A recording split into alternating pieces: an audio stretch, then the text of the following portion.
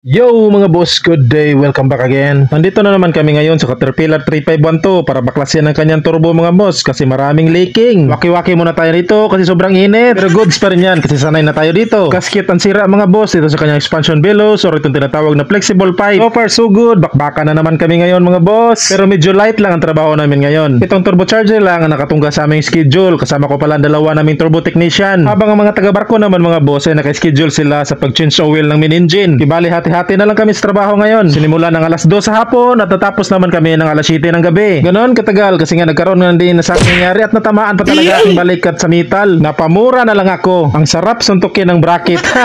Kibali ang ginawa namin ngayon mga boss ay ang pagbalik na ng casing ng ating turbine side. So meron ng bagong gasket ang ating flexible bellows. Nagpabrikit pala kami ng bagong copper talaga. Yung pure copper mga boss yung ginawa namin na gasket. Ang gasket pala sa flexible bellows ng Caterpillar 3512 ay circle lang at wala itong mga butas ng mga bolt. Kibali dalawang gasket ang pinalitan at sa punto na to ay nilinisan ko na ang lalagyan ng ating cartridge. So ito namang hinigpitan ko ngayon ay ito yung nagkonekta sa ating exhaust manifold at sa ating turbine. So ito yung tinutukoy ko kanina na dito kami natagalan mga boss no. So ito yung nagbibigay sa amin ng problema. Ang gasket dito na luma ay binalik lang namin. Ang buong akala kasi namin mga boss ay walang spare na onboard sa barko. So nung nagtesting na kami ay nagkaroon talaga siya ng malakas na leaking ng usok. Pagkatapos sinalungkat ang lalagyan ng spare at ito na nakita na namin ito yung spare.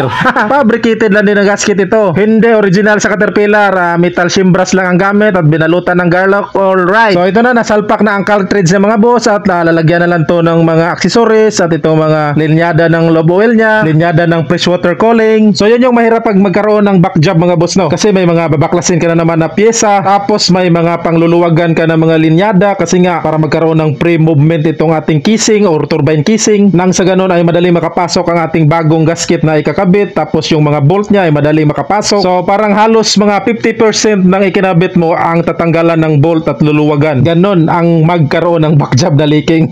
So dapat kada baklas ay meron talagang bagong spare na mga gasket. Palit talaga. Kailangan palitan. So sa punto na to mga boss ay chine-check pala namin na ang kanyang aftercooler, yung tinatawag natin na intercooler or air cooler. So far so good ay wala pa namang carbon at hindi pa naman marumi kahit mayroong leaking ang ating flexible bellows sa turbo. Ito ring malaking flapper na parang choke sa kanyang intake manifold mga boss no ay chine-check din namin. So okay bali nakakondem kasi to mga boss at nakapix na sa gitna at hindi na siya magalaw-galaw. So kung nagagalaw to mga boss ay siguradong merong problema. So dapat steady siya naka-pull open. Ngayon ay magtitesting na tayo sa pangalawang bisis.